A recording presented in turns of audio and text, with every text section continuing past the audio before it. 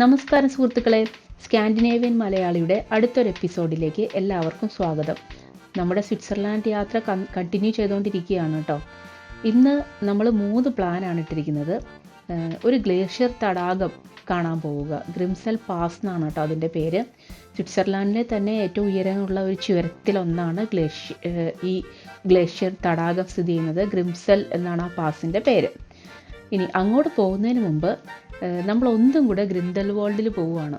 നല്ല മഴയൊക്കെ പെയ്ത് തോർന്ന് നിൽക്കുന്ന ഒരു സമയമാണ്. ആദ്യം നമ്മൾ പോയപ്പോൾ നല്ല വെയിലായിരുന്നു. അപ്പോൾ ഞങ്ങൾക്ക് ഈ കാലാവസ്ഥയിലും കൂടെ ഈ ഗ്രിൻഡൽവാൾഡ് എന്ന് പറയുന്ന ലോകത്തിലെ തന്നെ ഏറ്റവും മനോഹരമായ ഈ സ്വിസ് വില്ലേജ് കാണണമെന്ന് ആഗ്രഹം ഉണ്ടായിരുന്നു. ഞങ്ങൾ കുറച്ച് നേരം അവിടെ സ്പെൻഡ് ചെയ്യാമെന്ന് കരുതി. ഗ്രിൻഡൽവാൾഡിൻ്റെ മെയിൻ ടൗണിൻ്റെ 2 ഭാഗത്തായിട്ടാണ് ഈ ഗ്രിൻഡൽവാൾഡ് ഗ്രാമം കിടക്കുന്നത്. അതിൻ്റെ താഴ്ഭാഗം നമ്മൾ എക്സ്പ്ലോർ ചെയ്തിട്ടുണ്ടായിരുന്നില്ല. അപ്പോൾ നമ്മൾ ആ താഴ്ഭാഗത്തേക്ക് നമുക്ക് വണ്ടി ഓടിച്ച് പോകാൻ പറ്റും. അവിടെ ആളുകൾ താമസിക്കുന്ന സ്ഥലമാണ്. അപ്പോൾ അവിടെ പോയിട്ട് കുറച്ച് നേരം അവിടുത്തെ ആ ഗ്രാമത്തിൻ്റെ ഇടയിലുള്ള വഴികളിൽ കൂടെ നടക്കുകയും കാറൊക്കെ ഓടിച്ച് കുറച്ച് നേരം സ്പെൻഡ് ചെയ്യുകയും ചെയ്യുമായിരുന്നു കേട്ടോ. മുകളിൽ നിന്ന് കാണുന്ന നമ്മൾ ആ ഗ്രാമം ഉണ്ടല്ലോ, ഭയങ്കര ബ്യൂട്ടിഫുൾ ആയിട്ടുള്ള ആ വ്യൂ, ആ ഗ്രാമത്തിലാണ് കേട്ടോ ഇപ്പം നമ്മൾ നിൽക്കുന്നത്. അപ്പോൾ ഇവിടെ നിന്ന് കഴിഞ്ഞാൽ അതാ cable car direct top of യൂറോപ്പിലേക്ക് പോകുന്ന കേബിൾ കാറുകളാണ് കേട്ടോ നമ്മൾ ഈ സൈഡിൽ കണ്ടുകൊണ്ടിരിക്കുന്നത്. നമ്മൾ ടോപ്പ് ഓഫ് യൂറോപ്പിൽ പോയില്ലല്ലോ. അങ്ങനെ നമ്മൾ അവിടെ നിന്നപ്പോൾ ലോകത്തിൽ കിട്ടാവുന്ന ഏറ്റവും മനോഹരമായ ഒരു കാഴ്ച ഞങ്ങൾ കണ്ടു. ഒരു മഴവില്ല് തൊട്ട് മുമ്പിൽ നമുക്ക് ഈഗർ മൗണ്ടൻ, ജുങ്ഫ്രു മൗണ്ടൻ, ഈ 2 മൗണ്ടനാണ് നമ്മൾ കണ്ടുകൊണ്ടിരിക്കുന്നത്. കൂടാതെ ഈ മഴവില്ലും ഈ മനോഹരമായി ഒഴുകുന്ന ആൽപ്സിൽ നിന്ന് ഒഴുകുന്ന ഈ പുഴയും, ഇതിപ്പോൾ എന്തായാലും വേണ്ടത്. കുറച്ചധികം സമയം അവിടെ നിന്ന് ആ കാഴ്ച മുഴുവൻ നമ്മുടെ കണ്ണിലേക്ക് ഇങ്ങനെ ആവാഹിച്ചു. അപ്പോഴേക്കും നല്ലൊരു വെയിലും തെളിഞ്ഞു തുടങ്ങിയിട്ടുണ്ടായിരുന്നു. അതുകൊണ്ട് തന്നെ ഒരു സ്വർഗീയമായ കാഴ്ചയായിരുന്നു എന്നുള്ളതിൽ ഒരു സംശയമില്ലായിരുന്നു. അപ്പോൾ ഈ മൗണ്ടൻ ഇങ്ങനെ മഴയിൽ കുളിച്ചിങ്ങനെ നല്ല കല്ലുമല പോലെ നിൽക്കുകയാണല്ലോ. അപ്പോൾ ഞങ്ങൾ ടൗണിൻ്റെ മുകളിലേക്ക് പോയിട്ട് ആ കാഴ്ച ഒന്നും കൂടെ കാണാം, ഈ ടൗണിൻ്റെ അറ്റം വരെ ഒന്ന് ഡ്രൈവ് ചെയ്യാം എന്നും കൂടെ കരുതി. കാരണം ഇനി ഞങ്ങൾ തിരിച്ച് ഗ്രിൻഡൽവാൾഡിലേക്ക് ഒരു വരവുണ്ടാവില്ല. ഇനി നമ്മുടെ ഡെസ്റ്റിനേഷൻ വേറെയാണ്. അതുകൊണ്ട് ഇന്ന് ഇത് കണ്ട് കംപ്ലീറ്റ് ആയിട്ട് കണ്ണിലേക്കൊന്ന് എടുക്കാമെന്ന് കരുതി ഞങ്ങൾ പതുക്കെ അത് ഡ്രൈവ് ചെയ്ത് പോവുകയാണ്. കുറച്ചൊരു മഴയായിരുന്നത് കൊണ്ട് തന്നെ ടൗണിൽ നല്ല തിരക്ക് കുറവുണ്ടായിരുന്നു കേട്ടോ. അന്ന് ഞങ്ങൾ വന്നപ്പോൾ ഭയങ്കര തിരക്കായിരുന്നു ടൂറിസ്റ്റുകളുടെയൊക്കെ. ഇന്ന് അതുകൊണ്ട് കുറച്ച് ശാന്തമായിട്ട് ഈ കാഴ്ചകളെല്ലാം നമുക്ക് കാണാൻ പറ്റി. നിങ്ങൾ തന്നെ കണ്ടു നോക്കുക ആ കാഴ്ചകൾ എത്ര മനോഹരമാണെന്ന്. ആ മലയുടെ പശ്ചാത്തലത്തിൽ ഒരു സ്വിറ്റ്സർലാൻഡ് ഗ്രാമം, 2 വശവും മല, അല്ലെങ്കിൽ മലകളുടെ ഇടയിലൊരു ടൗണ്. അതുതന്നെയാണല്ലോ ഗ്രിൻഡൽവാൾഡിൻ്റെ ഏറ്റവും വലിയ പ്രത്യേകത അല്ലേ. മൗണ്ട് ഈഗറും മൗണ്ട് ജുങ്ഫ്രോ ആണ് കേട്ടോ നമ്മൾ ഇവിടെ നിന്ന് കണ്ടുകൊണ്ടിരിക്കുന്നത്. ആ ജുങ്ഫ്രോവിൻ്റെ മുകളിലാണ് ടോപ്പ് ഓഫ് യൂറോപ്പ്, മാൻലിച്ചിൻ മുതലായ സ്ഥലങ്ങളൊക്കെ. നമ്മൾ കഴിഞ്ഞ എപ്പിസോഡുകളിൽ അവിടെ പോവുകയും അവിടെ നിന്ന് ഹൈക്ക് ചെയ്യുകയും ചെയ്തിരുന്നു. അപ്പോൾ അത് കാണാത്തവർ ആ എപ്പിസോഡൊന്ന് പോയി കണ്ടോളൂ കേട്ടോ വേണമെങ്കിൽ. പിന്നെ നല്ല വെയിലത്ത് ഈ ഗ്രിൻഡൽവാൾഡും എങ്ങനെ ഇരുന്നു എന്ന് കാണാൻ ഞങ്ങളുടെ മുൻപത്തെ എപ്പിസോഡ് പോയി നോക്കണേ.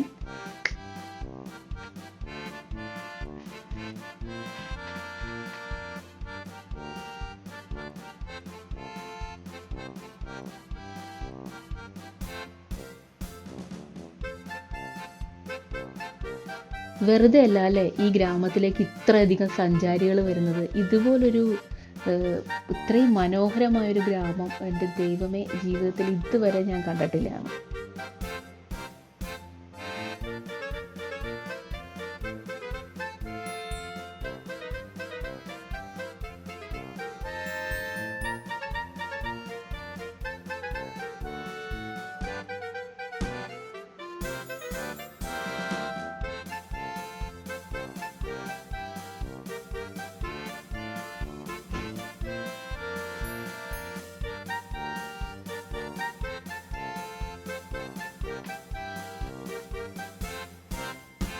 ഗ്രിൻഡൽവാൾഡിനടുത്ത് ഇഷ്ടം പോലെ വേറെ ഗ്രാമങ്ങളുണ്ട്. ഗ്രിമ്മൽവാൾഡ്, വെങ്ങൻ, മ്യൂറേൻ, ലോത്ത്ബ്രണ്ണൻ, ഇതൊക്കെ ഇതിൽ ചിലതാണ് കേട്ടോ. പക്ഷേ ഇന്ന് നമ്മൾ കാണാൻ പോകുന്നത് ഇസൽത്ത് വാൾഡ് ആണ്. എന്താണ് ഇസൽത്ത് വാൾഡ് എന്നല്ലേ? പോപ്പുലറായിക്കൊണ്ടിരിക്കുന്ന മറ്റൊരു സ്വിറ്റ്സർലാൻഡിലെ ഒരു ഡെസ്റ്റിനേഷൻ എന്ന് വേണമെങ്കിൽ പറയാം. എന്താ ഇതിൻ്റെ പ്രത്യേകത? ഇവിടെ നിങ്ങൾ വന്ന് നോക്കുമ്പോൾ കാണുന്ന കാര്യം മുഴുവൻ കൊറിയക്കാർ അല്ലെങ്കിൽ ചൈന ആ ടൈപ്പ് ആളുകളാണ്. കാരണം എന്താണെന്ന് അറിയാമോ? ഒരു ഫേമസ് ആയിട്ടുള്ള കൊറിയൻ ഡ്രാമ ഇവിടെ ഷൂട്ട് ചെയ്തിട്ടുണ്ട്, ക്രാഷ് ലാൻഡ് ഓൺ യു അങ്ങനെ എന്തോ ഒരു പേരിൽ. അപ്പോൾ ആ ലൊക്കേഷൻ കാണാൻ വേണ്ടിയിട്ടാണ് ഈ ജനങ്ങൾ മുഴുവൻ ഇവിടെ വരുന്നത്. അപ്പോൾ ഈ കൊറിയൻസ് ഇവിടെ വരുന്ന കണ്ടിട്ട് ഇപ്പോൾ ബാക്കിയുള്ള ആളുകൾ ഇവിടെ ഒരുപാട് വന്ന് ഈ സ്ഥലവും ഇപ്പോൾ പോപ്പുലറായി കൊണ്ടിരിക്കുകയാണ് കേട്ടോ. നമ്മുടെ DDLJ പോലെ അവർക്ക് ഏറ്റവും ഇമ്പോർട്ടൻ്റ് ആയിട്ടുള്ള സ്ഥലമാണ് ദ ഇസറ്റ് വേൾഡ്. അതല്ലാതെ കുറേ വേറെ സ്ഥലത്തും ഈ കൊറിയൻ ഡ്രാമകൾ എടുത്തിട്ടുണ്ട്. അപ്പോൾ അവർ ആ ലൊക്കേഷൻസ് അന്വേഷിച്ച് എന്തായാലും പോകുന്നുണ്ടാവും കേട്ടോ. അതിൽ ഏറ്റവും പ്രധാന ലൊക്കേഷനാണ് ഈ കാണുന്ന ഇസറ്റ് വേൾഡ്. അപ്പോൾ ഇസറ്റ് വേൾഡിൻ്റെ മുൻപിൽ കാണുന്ന ലേക്ക് ബ്രിയൻസ് ആണ്. അത് ഇന്റർലേക്കൻ്റെ അർത്ഥം ആദ്യം പറഞ്ഞിരുന്നല്ലോ, 2 ലേക്കിൻ്റെ ഇടയിലുള്ള സ്ഥലം. ഒരു വശത്ത് തൂർ ലേക്കാണ്, ഒരു വശത്ത് ദ ബ്രിയൻസ് ലേക്കാണ്. അപ്പോൾ ബ്രിയൻസ് ലേക്കിൻ്റെ കരയിൽ കിടക്കുന്ന ഗ്രാമമാണ് ഇസറ്റ് വേൾഡ്. ഇതൊരു ചെറിയ ഗ്രാമമാണ്, ഇവിടെ ആളുകൾ താമസമുണ്ട്, ഇവിടെ ഒരു ചെറിയ ക്യാസിലും ഉണ്ട്. പക്ഷേ ഇപ്പോൾ ആ ക്യാസിൽ പബ്ലിക്കിന് തുറന്നു കൊടുക്കുന്നില്ല, അടച്ചിട്ടേക്കുവാണ്. അപ്പോൾ അധിക നേരം ഒരുപാട് ഒരു അര ദിവസത്തിൽ കൂടുതൽ എക്സ്പ്ലോർ ചെയ്യാനുള്ളതൊന്നും ഈ ഗ്രാമത്തിലില്ല കേട്ടോ. ഇതൊരു ലേക്ക് സൈഡ് ആയതുകൊണ്ട് തന്നെ ഇവിടെ ഈ ലേക്ക് ബ്രിയൻസിൽ നമുക്ക് ഇൻ്റർലേക്കനിൽ നിന്ന് തന്നെ നമുക്ക് വേണമെങ്കിൽ നമുക്ക് എന്താ പറയുക, ബോട്ട് റൈഡിങ്ങിന് അല്ലെങ്കിൽ അങ്ങനെയുള്ള കാര്യങ്ങളൊക്കെ ചെയ്യാൻ പോവാം. ഇൻ്റർലേക്കനിൽ നിന്ന് ചെയ്യാൻ പറ്റും. പക്ഷേ ലേക്ക് ബ്രിയൻസിൽ നിന്ന് ഞങ്ങൾ പോയ ദിവസം അവിടെ നിന്ന് ബോട്ടൊന്നും ഉണ്ടായിരുന്നില്ല. അപ്പോൾ ഇപ്പം നിങ്ങൾ കണ്ടില്ലേ 2 കൊറിയക്കാർ അവിടെ നിന്നിട്ട് ചെയ്തുകൊണ്ടിരിക്കുന്നത്. ആ സ്ഥലം പണ്ട് പബ്ലിക്കിന് ഓപ്പൺ ആയിരുന്നു. ഇതാ കാണുന്ന ആ ഒരു ചെറിയൊരു വെള്ളത്തിലേക്ക് നീണ്ടു കിടക്കുന്ന പ്ലാറ്റ്ഫോം. പക്ഷെ ഇപ്പോൾ അത് അടച്ചു കെട്ടിയിരിക്കുകയാണ്. 75 യൂറോ കൊടുത്താലായിരുന്നു ഞങ്ങൾ പോയ സമയത്ത് അങ്ങോട്ട് പ്രവേശനമുള്ളൂ. കാരണം അവിടെ അത്ര ആളുകൾ ഫോട്ടോ എടുക്കാൻ തിരക്ക് കൂട്ടി അപകടമൊക്കെ ഉണ്ടായതുകൊണ്ട് അവിടെ അടച്ചു. ഇപ്പോൾ 75 യൂറോ കൊടുക്കുന്ന ആളുകൾക്ക് അപ്പുറത്ത് പോയിട്ട് 1 മണിക്കൂറിനോ മറ്റോ ഫോട്ടോ ഒക്കെ എടുത്ത് തിരിച്ചു വരാം. അപ്പോൾ അവിടെ ഉണ്ടായിരുന്ന ഒരു സീനാണ് ആ പർട്ടിക്കുലർ ഡ്രാമയിൽ ഉണ്ടായിരുന്നത്. അപ്പോൾ അത് റീക്രിയേറ്റ് ചെയ്യാൻ വേണ്ടിയിട്ടാണെന്ന് തോന്നുന്നു ആളുകൾ വരുന്നത്. അപ്പോൾ ഞങ്ങളവിടെ നിൽക്കുമ്പോൾ തന്നെ ഒരുപാട് പേര് അവിടെ ക്യൂ നിൽക്കുന്നുണ്ടായിരുന്നു ഇത് ചെയ്യാൻ വേണ്ടിയിട്ട്. പക്ഷേ ഈ 75 യൂറോ ആയതുകൊണ്ട് തന്നെ പണ്ടത്തെ അത്ര തിരക്കില്ല എന്നാണ് അവിടെ നിന്ന് അറിയാൻ സാധിച്ചത്. അപ്പോൾ അതിനുശേഷം ഞങ്ങൾ ഈ ഗ്രാമമൊക്കെ ഒന്ന് ചുമ്മാ നടന്ന് കാണുവാണ്. കാസിൽ നമുക്ക് കാണാൻ പറ്റില്ല, പക്ഷേ കാസിലിൻ്റെ വ്യൂ നമുക്ക് ലേക്കിൻ്റെ സൈഡിൽ നിന്ന് കിട്ടുമായിരുന്നു. അപ്പോൾ ആ ഭാഗങ്ങളിലും പോകണമായിരുന്നു. ഇവിടെ ഇതിനകത്ത് ചെറിയ കഫേകളും മറ്റു കാര്യങ്ങളും ഒക്കെ ഉണ്ട് കേട്ടോ. തനി ഒരു സ്വിസ് ഗ്രാമം തന്നെയാണിത്. കഫേകളും ചെറിയ റെസ്റ്റോറൻറ്റുകളും ഭക്ഷണശാലകളും ഒക്കെ ഉണ്ടായിരുന്നു. നമുക്ക് വേണമെങ്കിൽ അവിടെ ഇരുന്ന് ലേക്കിൻ്റെ വ്യൂ കണ്ടുകൊണ്ട് ഭക്ഷണം കഴിക്കുകയും മറ്റുമൊക്കെ കാര്യങ്ങളുമൊക്കെ ചെയ്യാമായിരുന്നു. പക്ഷേ ഈ വീടുകളൊക്കെ പ്രൈവറ്റ് ആയിട്ടുള്ള വീടുകളാണ്. അതിൻ്റെ പ്രിമിസസിലൊന്നും നമുക്ക് കയറാൻ പാടില്ല. ഇവിടെ ഇഷ്ടംപോലെ ഹോം സ്റ്റേകളും ഹോട്ടലുകളും ഇതിനകത്ത് തന്നെ ഉണ്ട് കേട്ടോ എടുക്കേണ്ടവർക്ക്. പക്ഷേ ഞാൻ പറയണ്ടല്ലോ എക്സ്പെൻസീവ് ആയിരിക്കും എന്നുള്ള കാര്യം.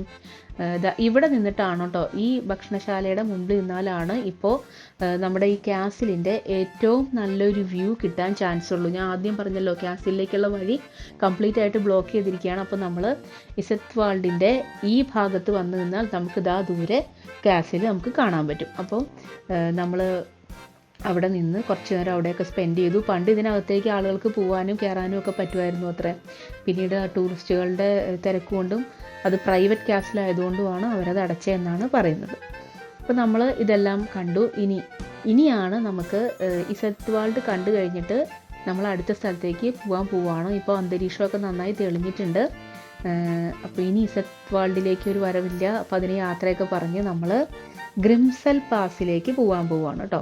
അപ്പോൾ അതിന് വേണ്ടി ആദ്യം നമ്മൾ ഇൻ്റർലേക്കനിലെത്തി. ഞാൻ ആദ്യം പറഞ്ഞ പോലെ ഇൻ്റർലേക്കനും ഞങ്ങളുമായിട്ട് എന്തോ പ്രശ്നമുണ്ട്.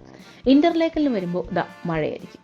എന്തുകൊണ്ടാണെന്നറിയില്ല. ഇപ്പോൾ നമുക്ക് ചുറ്റുപാട് ഇതിൻ്റെ അപ്പുറത്തും ഇപ്പുറത്തും കിടക്കുന്ന ഗ്രിൻഡൽവാൾഡിൽ പോയി, ഇസറ്റ് വാൾഡിൽ പോയി, തിരിച്ച് ഇൻ്റർലേക്കനിൽ വന്ന് ഇറങ്ങാമെന്ന് പ്ലാൻ ചെയ്തു. നല്ല മഴ. ഇവിടെ നമ്മൾ എന്തായാലും ഈ നീല കളറിൽ ഒഴുകുന്ന ഈ പുഴ നിങ്ങളെ ഒന്ന് കാണിക്കാമെന്ന് കരുതിയിട്ട് അവിടെ ഇറങ്ങി. പിന്നെ ഞങ്ങൾ മഴയാണെന്നുള്ളത് കാര്യമാക്കിയില്ല. റെയിൻകോട്ടൊക്കെ ഉണ്ടായിരുന്നു. നമ്മൾ ആ ഫുൾ സ്ട്രീറ്റിൽ കൂടെ കുറേ സമയം 1-2 മണിക്കൂർ അങ്ങോട്ടും ഇങ്ങോട്ടും ഒക്കെ നടന്നു. ഇതിൻ്റെ മുകളിലേക്ക് ഒരു ഹൈക്കിങ് അല്ലെങ്കിൽ കേബിൾ കാർ ഉണ്ട്. ഹാർദർ കുമ്പ് എന്നാണ് അതിൻ്റെ പേര്.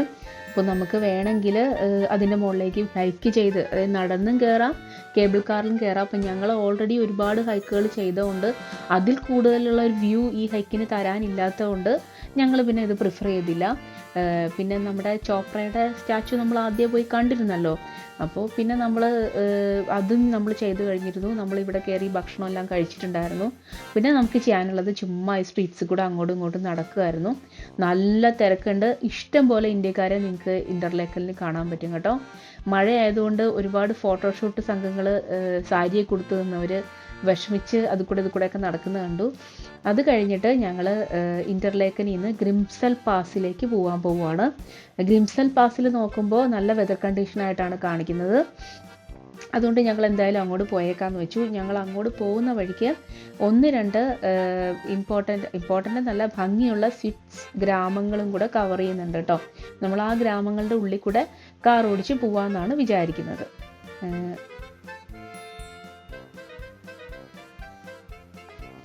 വലൈ എന്ന് പറയുന്ന ഒരു കൗണ്ടിയിലാണ് കേട്ടോ ഈ ഗ്രിംസൽ പാസ് കിടക്കുന്നത്.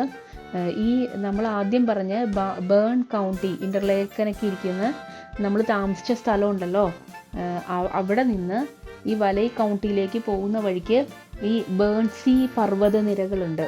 അതിലാണ് ഈ ജിങ്ഫ്രോയും ഈഗറും ഒക്കെ വരുന്നത്. അതിലാണ് ഈ ഗ്രിംസൽ പാസ്. അതിൻ്റെ മോൾ ഭാഗത്ത് ഒരു സൈഡിലാണ് ഗ്രിംസൽ പാസ് കിടക്കുന്നത്. അപ്പോൾ അങ്ങോട്ട് പോകുന്ന വഴിക്ക് കാണുന്ന ഒരു മനോഹരമായിട്ടുള്ള ഒരു ഗ്രാമമായിരുന്നു ഇത്. ഒരു നല്ല ഹൈറ്റിലാണ് ഒരു അപ്പൂപ്പൻ താഴേക്ക് നടന്നു പോകുന്ന കണ്ടില്ലേ. പിന്നെ നമ്മളവിടെ കുറച്ച് നേരം പൊക്കോട്ടെ അപ്പൂപ്പൻ കരുതി സ്റ്റേ ചെയ്തു. എവിടെ നോക്കിയാലും പശുക്കൾ മേയുന്ന കാണാം എന്നുള്ളതാണ് കേട്ടോ സ്വിറ്റ്സർലാൻഡിൻ്റെ പ്രത്യേകത. എല്ലാവരുടെയും കഴുത്തിൽ നമ്മുടെ DDLJ മണി ഉണ്ടാവും. പല വലിപ്പമാണെന്ന് മാത്രമേ ഉള്ളൂ, പക്ഷെ മിക്കവരുടെയും കഴുത്തിൽ ആ മണി ഉണ്ടാവും. ആക്ച്വലി ആടുകളുണ്ട്, ആടുകളുടെ കഴുത്തിലും ആ മണിയുണ്ട് കേട്ടോ. അങ്ങനെ നമ്മളിതാ ചെറിയ ഗ്രാമമൊക്കെ കടന്നു വന്നു. ഇത് ഗ്ലേഷ്യർ എക്സ്പ്രസ് പോകുന്ന കണ്ടില്ലേ. ഞാൻ മുമ്പേ പറഞ്ഞിട്ടുണ്ടല്ലോ അല്ലേ, ട്രെയിൻ പോവാത്ത ഒരു വഴി സ്വിറ്റ്സർലാൻഡില്ലാന്ന്. അങ്ങനെ നമ്മൾ പ്ലാൻ ചെയ്ത പ്രകാരം 1-2 സ്വിറ്റ്സ് ഗ്രാമങ്ങളുടെ അല്ലെങ്കിൽ കുഞ്ഞ് ടൗൺഷിപ്പുകളുടെ അകത്ത് കൂടെ പോവുകയാണ് കേട്ടോ. വഴിയിലേക്ക് കയറ്റി വെച്ചിരിക്കുന്ന പോലെയാണല്ലോ ഇവർ വീട് വെച്ചിരിക്കുന്നത്. അങ്ങനെ പോകുമ്പോഴാണ് നമ്മളിതാ ഈ വഴിയോര കച്ചവടക്കാരനെ കണ്ടത് കേട്ടോ. പുള്ളി അവിടെ നല്ല അടിപൊളി ആപ്രിക്കോട്ട് വെച്ചുകൊണ്ടിരിക്കുകയാണ്. ഫ്രഷ് ആപ്രിക്കോട്ടാണെന്നാണ് പറഞ്ഞത്. അപ്പോൾ നമുക്ക് നല്ല ടെൻഡൻസി ആയി അത് വാങ്ങാനായിട്ട്. അങ്ങനെ അത് അവിടെ ഇരുന്ന് കഴിക്കുകയാണ് നമ്മൾ. ഭയങ്കര ടേസ്റ്റി ആയിരുന്നു. പുള്ളി ഭയങ്കര ഫ്രണ്ട്ലിയും ആയിരുന്നു കേട്ടോ. അത് കഴിഞ്ഞ് നമ്മൾ യാത്ര കണ്ടിന്യൂ ചെയ്തു. ഇനി നമ്മൾ നേരെ ഗ്രിംസൽ പാസിലേക്കാണ് പോകുന്നത്. ഞാൻ ആദ്യം പറഞ്ഞ പോലെ ഗ്രിംസൽ പാസ് ഒരു ഗ്ലേഷ്യറാണ്. അതിലൊരു തടാകമുണ്ട്. പക്ഷേ നിങ്ങൾക്ക് സ്വിറ്റ്സർലാൻഡിലെ ഏറ്റവും വലിയ ഗ്ലേഷ്യർ പാർക്കാണ് കാണണ്ടെങ്കിൽ അത് ഗ്രിംസൽ അല്ല, അലറ്റ്സാണ്. ഇതിനടുത്ത് തന്നെയാണ് അലറ്റ്സ് ഗ്ലേഷ്യർ പാർക്കും. അവിടെ ശരിക്കും അതൊരു പാർക്കാണ്. അവിടെ നിങ്ങൾക്ക് ചെയ്യാനായിട്ട് ഒരുപാട് ആക്ടിവിറ്റീസും ഉണ്ടാവും. നമ്മൾ ജസ്റ്റ് ഒരു നേച്ചർ കാണുക എന്നുള്ളതും അവിടെ ഒരു ഡാമുണ്ട്, അത് പിന്നെ ഈ ഗ്ലേഷ്യർ കാണുക, അതൊക്കെയായിരുന്നു കേട്ടോ നമ്മുടെ ലക്ഷ്യം. എന്താ ഗ്രിംസൽ പാസിലേക്കുള്ള ഹെയർപിൻ വളവുകളാണ് ഇപ്പോൾ നിങ്ങൾ കണ്ടത്. ഈ വളവുകളാണ് ഞങ്ങളെ ഇങ്ങോട്ട് എത്തിച്ചത് കേട്ടോ. ഇത് കൂടെ മുകളിലേക്ക് കയറുക എന്നുള്ള ഒരു ചെറിയ ആഗ്രഹം കൊണ്ടാണ് നമ്മളിത് പോകുന്നത്. വിചിത്രമായിട്ട് തോന്നുമെങ്കിലും അതായിരുന്നു ഞങ്ങളുടെ ഉദ്ദേശം. ഇപ്പോൾ ഏകദേശം 1 മണിക്കൂർ സമയം എടുത്തു ഞങ്ങൾ മുകളിലെത്താനായിട്ട്. നമ്മളിങ്ങനെ പോയിക്കൊണ്ടിരിക്കുമ്പോൾ ഇതുവരെ കണ്ട സ്വിറ്റ്സ് പ്രകൃതിയെ അല്ലല്ലോ നമ്മളിപ്പോൾ കാണുന്നത്. കാര്യം ആംസമില്ലാത്ത പോലത്തെ സ്ഥലങ്ങളും നല്ല പോളിഷ്ഡ് ആക്കിയ പുൽമൈതാനങ്ങളും അവിടുത്തെ വീടുകളുമാണല്ലോ സ്വിസ് എന്ന് പറയുമ്പോൾ നമ്മുടെ മനസ്സിലേക്ക് ഓടിയെത്തുന്നത് അല്ലേ. ഈ ഭാഗം കംപ്ലീറ്റ്ലി ഡിഫറെൻ്റ് ആയ പോലെ ഇല്ലേ, ആൾക്കാരും ഇല്ലാത്ത ടൈപ്പ് ഒരു സ്ഥലം അല്ലേ. ഇവിടെ ഇഷ്ടം പോലെ മാരത്തോണൊക്കെ നടക്കുന്നുണ്ടായിരുന്നു. സൈക്കിൾ, നമുക്ക് കാറ് തന്നെ ഓടിച്ച് പോകാൻ വയ്യ. അപ്പോൾ ഇവരിവിടെ സൈക്കിൾ മാരത്തോണൊക്കെ നടത്തിക്കൊണ്ടിരിക്കുകയാണ്. നമ്മൾ ഏതാണ്ട് മുകളിലെത്തിയിട്ടോ. ഇപ്പോൾ മുകളിൽ പാർക്കിംഗ് സൗകര്യമൊക്കെ ഉണ്ട്. അതിൻ്റെ മുകളിലേക്ക് ഗ്ലേഷ്യർ പാർക്കിലേക്ക് നമുക്ക് കയറാനും അവിടെ പോകാനും ഒക്കെയുള്ള സംവിധാനങ്ങളൊക്കെ മുകളിലുണ്ട് പാർക്ക് ചെയ്തിട്ട് കേട്ടോ. അപ്പം നമ്മൾ ഒത്തിരി മുകളിലേക്കൊന്നും പോയില്ല. ആദ്യം പറഞ്ഞ പോലെ തന്നെ ഈ മഞ്ഞ് നമ്മൾ ദിവസമല്ല 6 മാസം കണ്ടുകൊണ്ടിരിക്കുന്ന ഒരു സംഭവം ആയതുകൊണ്ട് പിന്നെ നമ്മൾ അവിടെ അധികം നേരം സ്പെൻഡ് ചെയ്തില്ല കേട്ടോ. അധികം വീഡിയോ ഒന്നും എടുത്തില്ല.